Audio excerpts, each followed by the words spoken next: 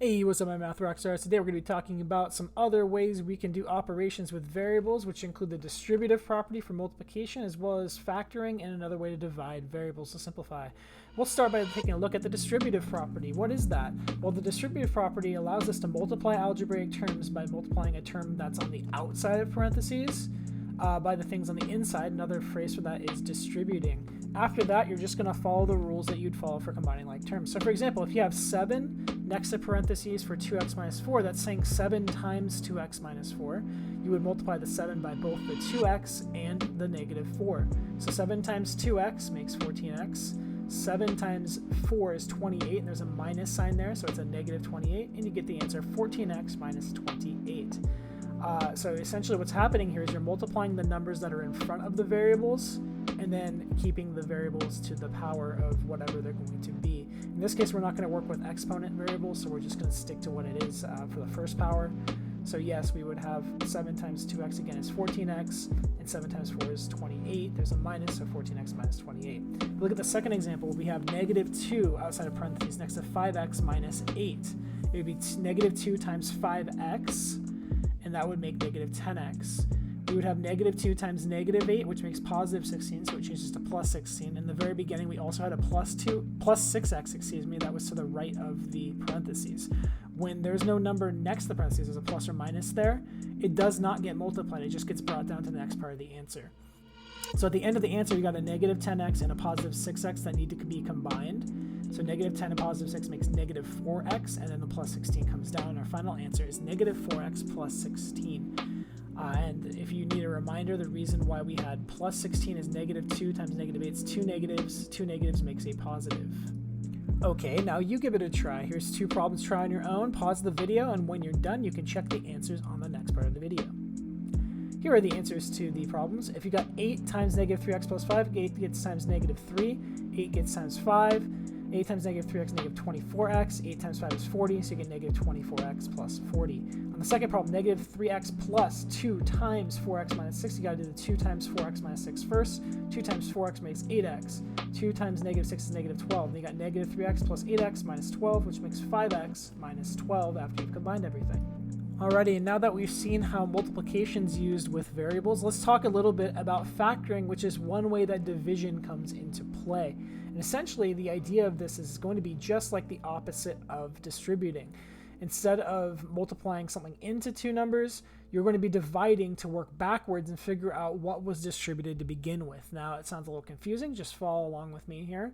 The first thing you need to do is find the greatest common factor and divide all terms by it. To get that, once you do that, you'll get the answer. So for example, if I have the problem that says factor 2x minus 8, the idea is you're going to first find the greatest common factor of the numbers that are in front of the variables and numbers that don't have variables. What's everything have a common factor?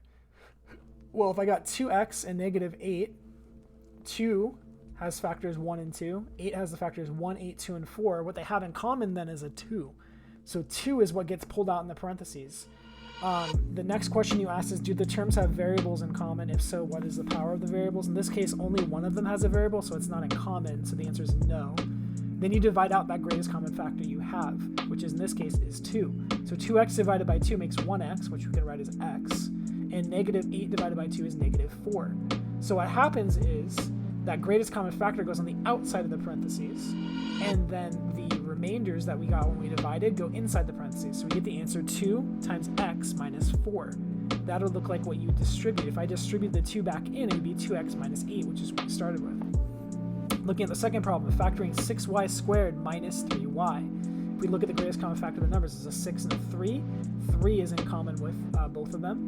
Do they have a variable in common? Yes is the answer in this case. It's y. You're going to pull out the highest power they have in common, which in this case would be the lowest power total. They both have 1y, so you pull out y. So when I pull out the greatest common factor, it's going to be 3 and y, so 3y is what we divide by. 6y squared divided by 3y makes 2y. Negative 3y divided by 3y is negative 1. So your final answer when I pulled out 3y becomes 3y times 2y minus 1. If I multiplied the things back in, you would get 6y squared minus 3y. Now it's time for you to try out. You're going to factor these so that they look like the answer to a distribution problem, and then check your answers on the next slide. Go ahead and pause. All right, the answers you're going to get here for 4x minus 18. To factor that, I look at 4 and 18. What number do they have in common? What multiplies into them? Well, 2 would be the highest number that multiplies into both of them. They both don't have x, so you're just going to pull 2 out. So when I divide both things by 2, I get 2x for 4x divided by 2, and I get negative 9 for negative 18 divided by 2. So my final answer is going to be 2 on the outside, since that's the factor, times 2x minus 9. For the second problem, 16x squared plus 10x, what do they have in common? We got 1, 16, 2, 8, 4, 4 for 16, 1, 10, 2, and 5 for 10. They have a 2 in common. And then if I look at them, they have x squared and x. Well, they both have x in the first power at least, right? So we're going to pull out 2 and x, 2x. If I divide 16x squared by 2x, I get 8x. Dividing 10x by 2x, I get 5. So my answer is 2x times 8x plus 5. All right, and now that we've completed factoring and the idea of pulling out common factors, that makes the process of dividing with variables much easier to understand. It's another way to simplify variable expressions. Let's take a look at what that means. The key to dividing variables is to divide the numbers that are in front and then subtract the exponents of common variables if there's a shared variable. So if we look at the problem, 15x divided by 3. I got 15 and 3 are the numbers, so 15 divided by 3, which makes 5. I have an x on top and no x on the bottom. If there's no x there, that's like x to the 0 power. So x1, which is on top, minus x0 makes x1, or just x. So if I put the answers together, 5 and x, it makes 5x. If I look at the second problem, 40x divided by 10x, 40 and 10 are the numbers, 40 divided by 10 makes 4. I got x1 and x1. x1 minus 1 makes x0. Essentially, the x's cancel.